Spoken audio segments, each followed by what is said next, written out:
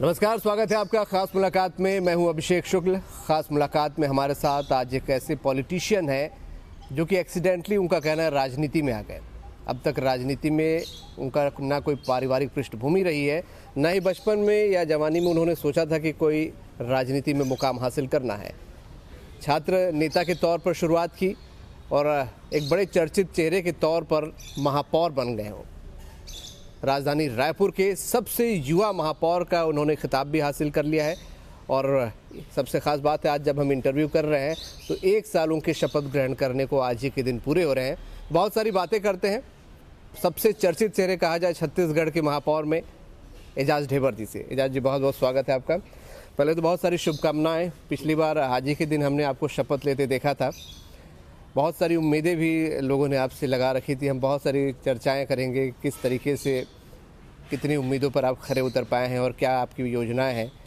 आपने बताया राजनीति में एक्सीडेंटली आपका आना हो गया। क्या एक्सीडेंट था, कैसे अचानक आप राजनीति में आ गए? देखिए, पार्षद चुनाव चल रहे थे, वार्डों के जो इलेक्शंस होते थे, तो मैं तो जनरली दुकान में बैठा करता था।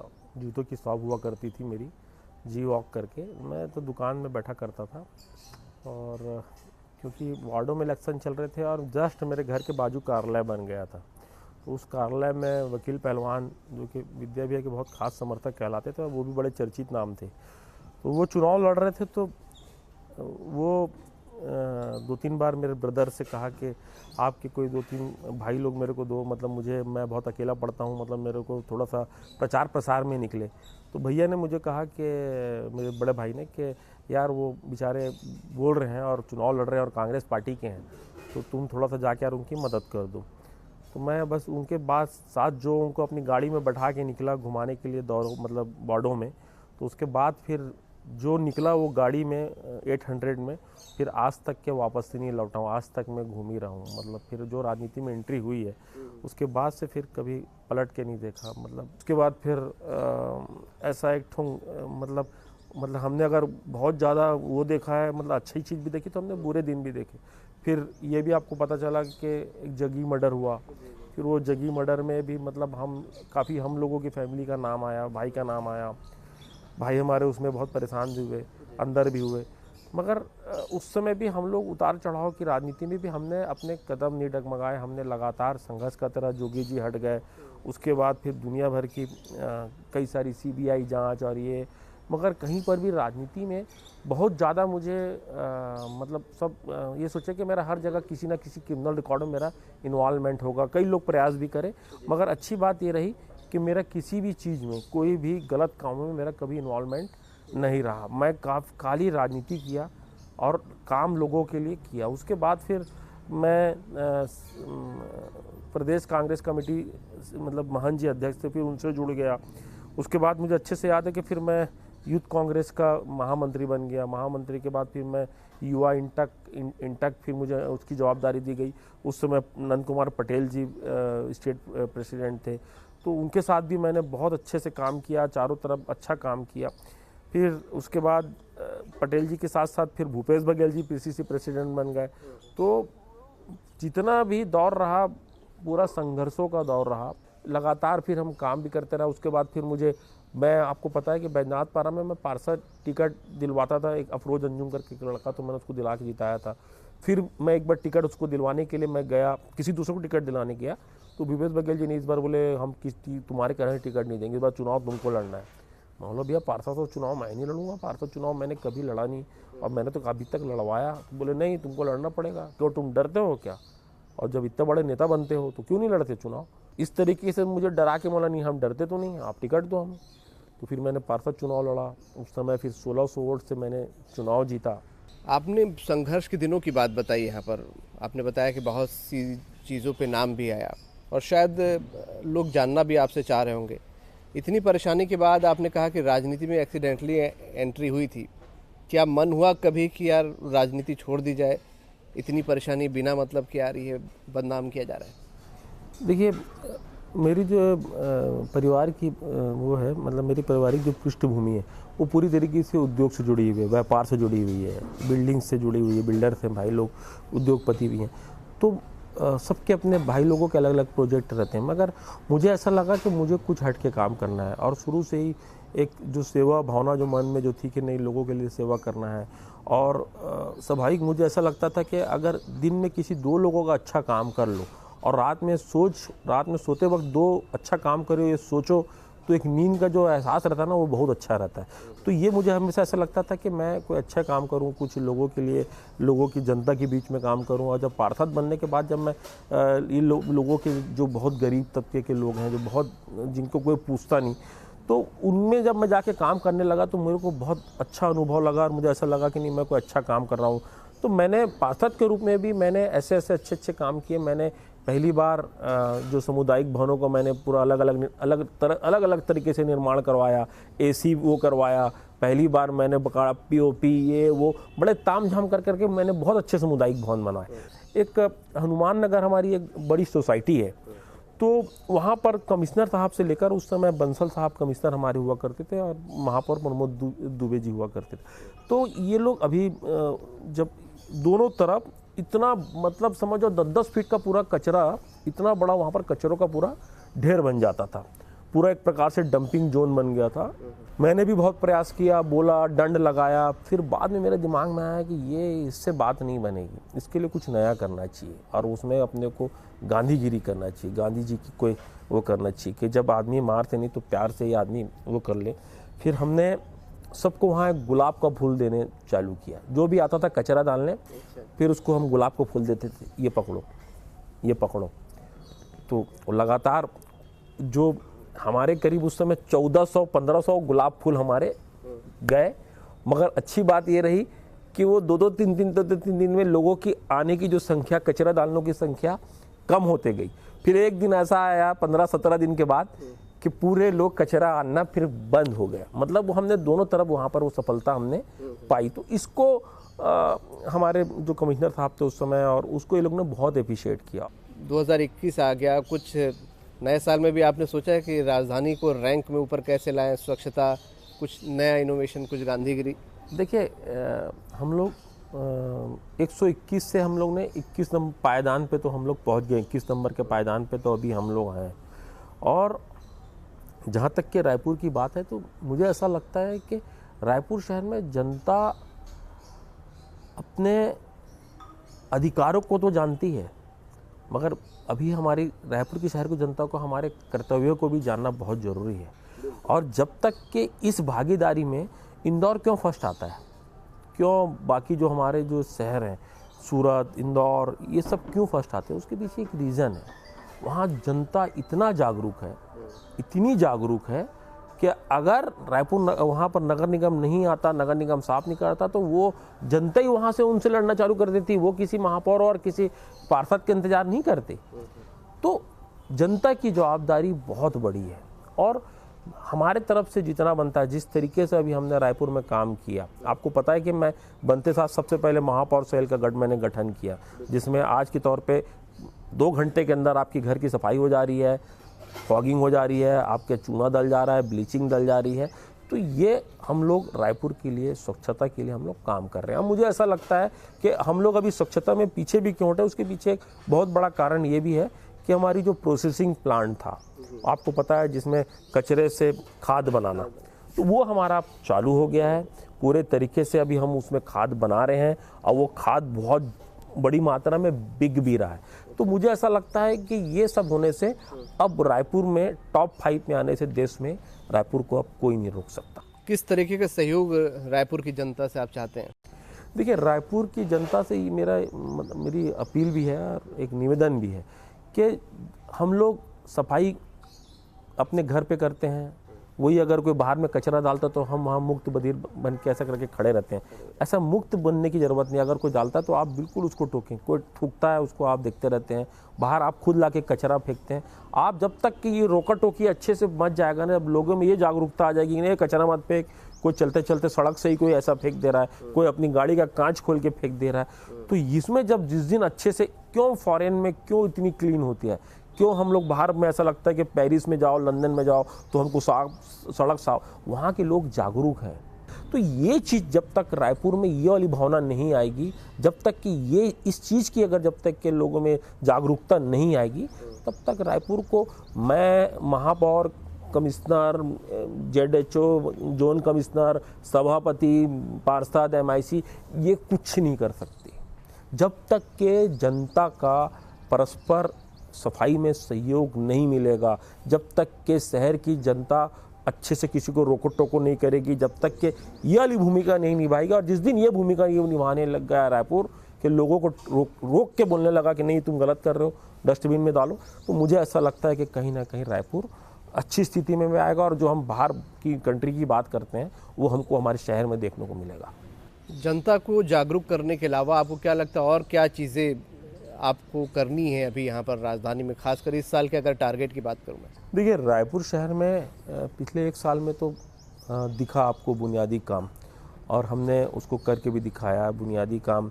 अब मुझे ऐसा लगता है कि कहीं ना कहीं अभी भी रायपुर में ट्रैफिक का सेंस नहीं है, और मुझे ऐसा लगता है कि कहीं ना कहीं आज भी रायपुर ट्रैफिक से जूझ रहा है।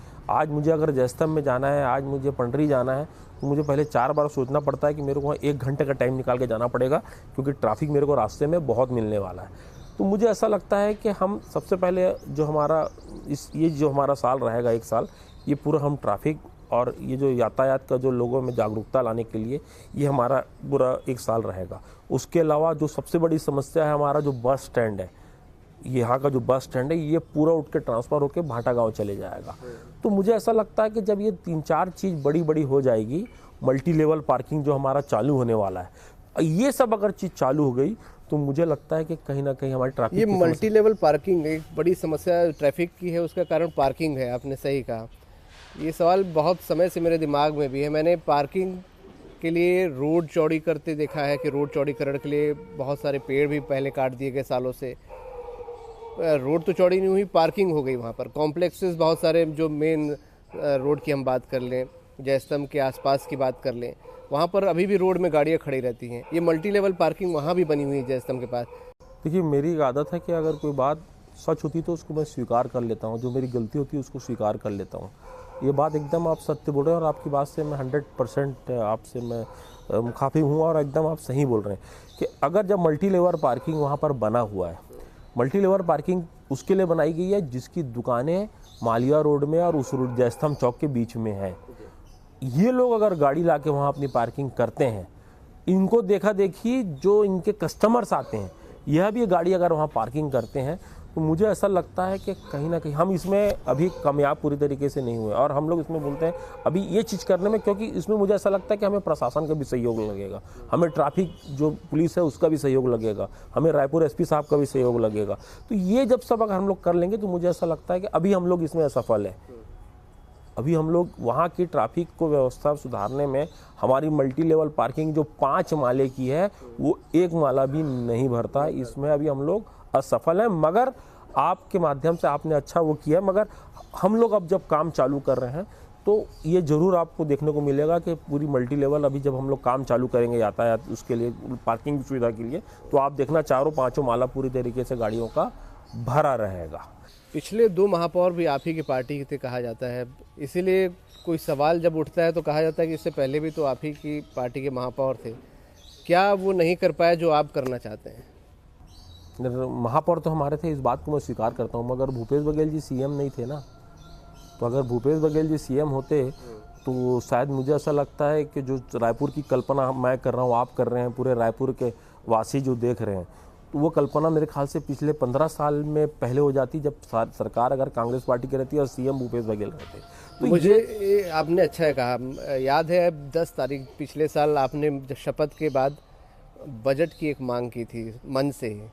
हाँ, मैंने हालांकि बीच में कोरोना काल आ गया, लेकिन मैंने छेरा के रूप में मैंने उनसे 500 करोड़ रुपए मांगे थे, तो वो मुझे मिले ना। आप किसी को पता नहीं, मगर वो मुझे मिले। किस रूप में मिले मैं आपको बता रहा हूँ। मैं तो धन्यवाद देता हूँ आपके चैनल के माध्यम से माननीय मुख्यमंत्री भूपेश बघेल जी ने कि मुझे छेरा का मैंने जो 500 करोड़ रुपये मांगा उन्होंने दिया, सहृदय दिया। वो कैसे दिया मैं आपको बता रहा हूँ। हमने मांग की, हमें गोल बाजार का लोगों को हमको बेचना है, गोल बाजार हमको लोगों को सेल आउट करना है, क्योंकि हम ये चाहते हैं कि जो लोग अब किराएदार हैं जो किराया पटाएं, किराया ना पटाएं, वो डायरेक्ट मालिक बन जाए, उनकी रजिस्ट्री कर दी जाए और उनको डायरेक्ट मालिक बना दिया जाए। जब हम ये सुझाव लेके माननीय मुख्यमंत्री जी के पास गए तो फिर माननीय मुख्यमंत्री जी ने कलेक्टर के पास भेजा, कलेक्टर साहब ने फिर राजस्व में आया, राजस्व के बाद फिर कैबिनेट में आया।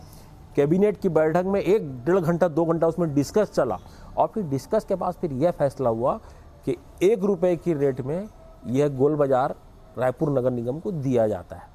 अब उस 1 रुपये की ज़मीन को अभी हम लोग, जो वहाँ का कलेक्टर दर चल रहा है, उस रेट से हम लोग बेचेंगे तो आराम से कम 600 से 700 करोड़ रुपया हमारे पास, मैं तो 5 मांगा था, कम से कम 700-800 करोड़ रुपया हम लोगों को गोल बाजार से मिलने वाला है, जिसकी शुरुआत हो गई है। हमारे सर्वे चालू हो गए हैं, पूरी टीम की हमारी बन गई है। तो मुझे ऐसा लगता है कि फरवरी-मार्च में वहाँ से पैसा हमारे पास आना चालू हो जाएगा।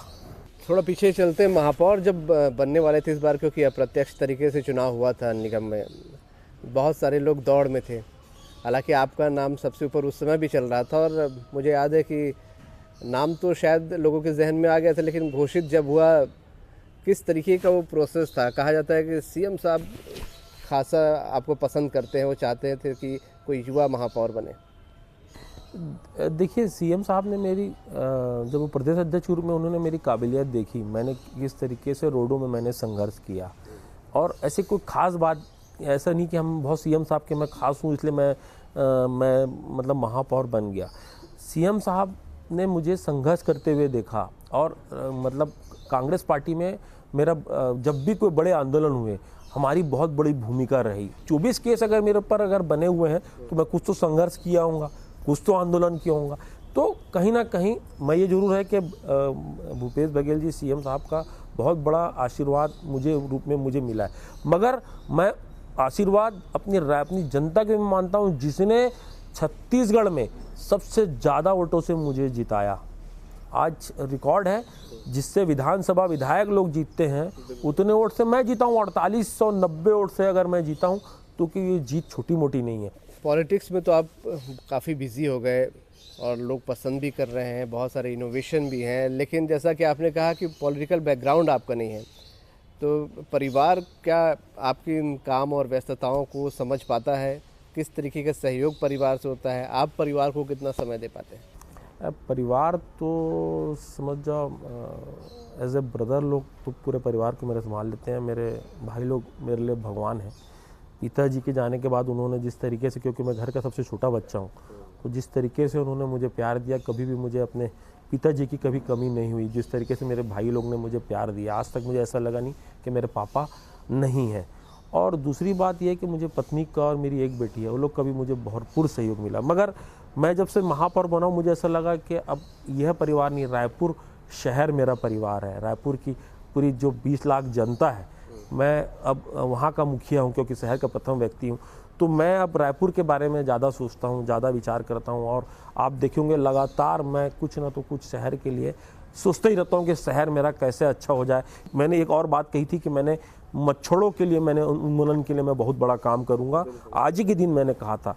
तो मैं जब इसमें समीक्षा किया तो मेरे चौंकाने वाला रिजल्ट ये आया कि 70 वार्ड है और सिर्फ 20 मशीन है, और वार्डों में सिर्फ वीआईपी लोगों के यहाँ डेली फॉगिंग होती है, वहाँ डेली चूना डलता है, डेली वहाँ पर एंटी लार्वा डलता है, मगर आम जनता के यहाँ नहीं डलता। वहाँ पर 20 दिन में जब किसी की इच्छा आएगी अपना साइकिल उठाएगा और जाएगा करेगा। मगर अब मेरे बनने के बाद मैंने 70 वार्ड के लिए 70 फॉगिंग मशीन खरीद ली, और नियमित 70 वार्ड में 70 दिन मतलब कंटिन्यू डेली, कोई भी बिना नागा के, मतलब अगर वीआईपी के यहाँ हो रही है तो एक आम नागरिक के यहाँ भी होगी। और मुझे ऐसा लगता है कि आप जरूर देखे होंगे, आपको एहसास भी हुआ होगा कि रायपुर में कहीं ना कहीं जो बैठे थे गाय भैंस और मच्छर, ये अभी आपको देखना शहर में पिछले 1 साल में आपको, मैं ख़त्म कर दिया बात नहीं करता, मगर आपको ये पक्का बोलूँगा कि कम होते हुए दिखाई दे रहे हैं। परिवार से क्या सजेशन मिलता है कुछ इस मामले में कि ऐसा भी करना चाहिए? खासकर अब एक बेटी है आपकी, महिलाओं को लेकर ख़ास तौर पे उनकी कुछ डिमांड्स रहती होगी, कुछ सजेशन आता होगा? देखिए, बेटी का हमेशा मतलब जो एक वो रहता है, उसकी एक अच्छी चीज़ ये है कि वो हमेशा एक बात को बोलती है, और मतलब बोलती है कि पापा बड़ों के लिए सब काम करते हैं, आप ना छोटों के लिए काम करके हीरो बनो। बड़ों के लिए सब काम करते हैं, मतलब अमीर लोग के लिए सब काम करते हैं पापा, वो अपना काम करवा भी लेते हैं, मगर उसका एक सबसे बड़ा जो मोटो रहता है वो गरीब तरफ रहता है, जो उसका झुकाव रहता है वो गरीब की तरफ रहता है। तो बोलती है कि इनका अगर पापा हम काम करेंगे ना तो आप इन्हीं की हीरो हो। तो स्वाभाविक है, एक अच्छा, मतलब मुझे ऐसा लगता है कि अच्छा सुझाव भी दे रही है। और आप देखे भी होंगे कि रायपुर नगर निगम में 1 साल के बाद जितने मकान मैंने गरीबों के बांटे, जितने मैंने BSOP मतलब गरीबों को बांटे, मतलब मेरे ख्याल से उतना 5 साल में कोई नहीं बांट सकता जितना मैंने 1 साल में। और मेरे यहाँ से कोई भी गरीब आता है या कोई भी मदद मांगने के लिए आता है, वो खाली नहीं जाता, उसको कुछ ना तो कुछ हम लोग किसी भी रूप में उसकी मदद करते हैं। गरीबों के तो आप हीरो बन गए, आपका पसंदीदा हीरो कौन है? राजनीति और फिल्म में अगर आप पसंद करते हैं तो? देखिए, राजनीति में अगर सही बोलोगे तो हमारा हीरो, मतलब मुझे अगर सही दिशा की ओर लेके जाने वाला, क्योंकि मुझे ऐसा लगता था मैं पहले किसी व्यक्ति के लिए पॉलिटिक्स करता था और संगठन के पॉलिटिक्स सिखाया मुझे भूपेश बघेल जी। तो स्वाभाविक रूप से अगर राजनीति में मेरे हीरो हैं तो भूपेश बघेल जी हैं, और पिक्चर में अगर कोई हीरो है तो सलमान खान, क्योंकि मुझे अच्छा लगता है कि वो जिस तरीके से गरीबों की मदद करते हैं, जिस तरीके से लोगों को ऑपरेशन कराते हैं, बड़े बड़े जिसमें लोगों की मदद करते हैं, तो वो एक मुझे बहुत अच्छा लगता है। तो परिवार के साथ समय मिलता है फिल्में देखने का? नहीं, परिवार के साथ तो कभी इतना समय 3-4 घंटा, मतलब महापौर बनने के बाद तो बिल्कुल समय नहीं मिलता। मतलब परिवार के लिए तो ये है कि जब वो लोग सुबह उठते हैं तो मैं बाहर चले जाता हूँ, और जब रात में सोते हैं तब मैं घर में आता हूँ। कभी कभी मतलब ये होता है कि संडे वनडे के दिन, जब जिस दिन निगम बंद रहता है, उस दिन परिवार के साथ 1-2 घंटा बैठने को मिल जाता है। हमने सुना बड़े अच्छे प्लेयर भी हैं आप, टेनिस या हॉकी बड़ा अच्छा खेलते हैं। क्या पहले शौक़ रखा करते थे, अब समय मिलता है, या किस तरीके से पुराने शौक़ को कभी इस्तेमाल करते हैं? देखिए, मतलब मेरी सबसे अच्छी मेरी जो उत्पत्ति हुई है वो खेल से हुई है। मतलब मेरा जो सबसे ज़्यादा अगर कोई पसंदीदा था तो मैं सुबह से शाम, मतलब सुबह भी और शाम में दोनों टाइम ग्राउंड जाता था। और हॉकी का मैंने बहुत अच्छी खेली। मेरा हॉकी में नेशनल भी मैंने खेला, और स्कूल नेशनल इंडिया टीम में मेरा सिलेक्शन भी हो गया था। तो वहाँ जब पिताजी के पास गया तो पिताजी बोले नहीं, मेरा बेटा कोई बाहर नहीं जाएगा, जो कुछ करना है यहीं करना है रायपुर में। अगर वहाँ चले गया रहता तो मेरे ख्याल से वो 70 मिनट का गेम था जिसमें हार जीत का फैसला हो जाता है। ये जो 20 साल के बाद कहीं जाके मुझे ये पद मिला है। हॉकी भी मैंने अच्छा नेशनल खेला, वॉलीबॉल में मैं नेशनल खेला, फुटबॉल में मैं नेशनल खेला, अच्छा गोलकीपर हुआ करता था, अच्छा नाम था। उस समय मध्य प्रदेश हुआ करता था, तो मैं अच्छे, मतलब मेरे नाम थे, और मैं गोलकीपिंग बहुत अच्छी करता था। तो खेल में भी मेरा बहुत अच्छा झुकाव रहा। आज भी मैं सुबह शाम रात में भी, आज जब भी अभी रात में जब 10, साढ़े 10, 11 बजे जब घर लौटता हूँ तो सबसे पहले जिम जाता हूँ। आज भी मैं 1 घंटा अपने लिए पूरा जिम के लिए, भले रात में कितने बजे भी लौटूँ, तो पहले 1 घंटा पहले वर्कआउट करता हूँ, उसके बाद फिर जो भी खाना पीना या फिर सोना होना उसके बाद ही करता हूँ। राजधानी के महापौर हैं आप, आपके सपनों की राजधानी, सपनों का रायपुर कैसा होना चाहिए? कुछ दिमाग में चलता होगा जब आप महापौर बने होंगे, ऐसा बनाना है मेरे को। मैं ये चाहता हूँ कि अगर कोई 5 साल के बाद जब रायपुर में बाद में आए, कोई बाहर में है, तो वो आके पहले अपने को मुंह को खोल देना चाहिए कि मैं वाकई में रायपुर में हूँ कि कहीं बाहर हूँ।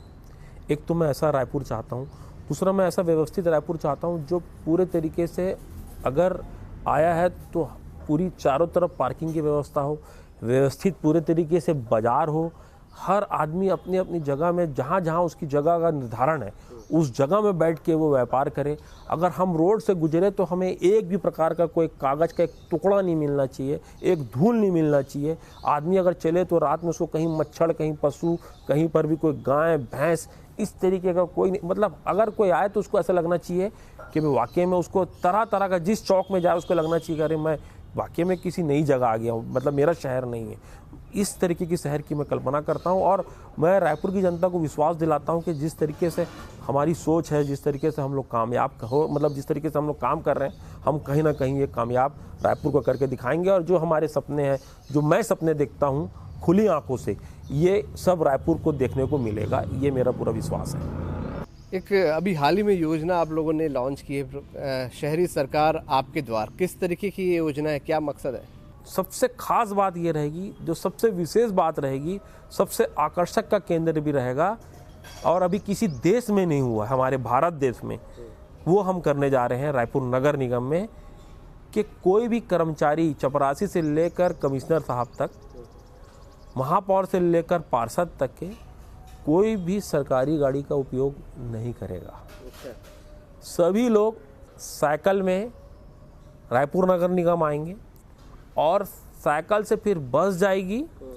बस जहां हमारा शिविर लगेगा वहां बस में हम 11 से हम चालू करेंगे, 6 बजे तक हमारा शिविर चलेगा और शिविर खत्म होने के बाद पूरी बस रायपुर नगर निगम आएगी और फिर रायपुर नगर निगम से आप अपनी साइकिल में बैठ के अपने अपने घर जाएंगे। कोई भी सरकारी गाड़ियों को मैंने जो हमारा नीचे पार्किंग है वो सबको मैं 26 जनवरी को सबको नीचे डलवा दूंगा और 27 तारीख से किसी भी प्रकार का कोई भी सरकारी वाहन का उपयोग नहीं करेगा। इससे दो चीज़ बहुत महत्वपूर्ण होगी। एक चीज़ ये होगा कि हमारा महीने का जो 50 से 60 लाख रुपया जो लगता है डीजल का, 200 से 250 गाड़ियाँ जो चलती है, एक तो उसके पहिए थमेंगे। दूसरा जो सबसे बड़ा जो उसका उपयोग हमको जो फ़ायदा मिलने वाला है, मुझे नहीं, रायपुर की जनता को फ़ायदा मिलने वाला है, जो प्रदूषण की हम बात करते हैं, अच्छे वातावरण की बात करते हैं, तो कहीं ना कहीं हम 1 महीना साइकिल चला के इसमें कहीं ना कहीं हम कंट्रोल पाएंगे। ऑन द स्पॉट में हमारे पास लाइट की गाड़ी पूरी खड़े रहेगी, सफाई के कर्मचारी पूरे खड़े रहेंगे। कोई बोलेगा हमारे पास लाइट ही नहीं है, जाओ तुरंत जाके लाइट लगाओ। हमने पूरे वार्डों में टेंडर कर दिए हैं। कोई बोलेगा छोटी नाली बनाना है, चल भाई जा नाली बना। मतलब आवेदन नहीं लेंगे, काम करके वहाँ दिखाएंगे, आवेदन लेने वाला काम नहीं करेंगे। अच्छी बात है, आपने सीधे सीधे काम की बात कही है, तो जनता को भी एक नवाचार, नई चीज़ यहाँ पर देखने को मिलेगी और अगर ये सफल होता है तो वाकई एक बड़ा इनोवेशन बाकी शहरों के लिए भी होगा। हमसे बात करने के लिए बहुत बहुत शुक्रिया आपका। तो वाकई जो सपनों का राजधानी है, सपनों का रायपुर है, वो बन जाएगी और राजधानी का कायाकल्प हो जाएगा, जो बरसों बरस से जिसका इंतज़ार राजधानी वासी कर रहे हैं। खास मुलाकात में इतना ही। नमस्कार।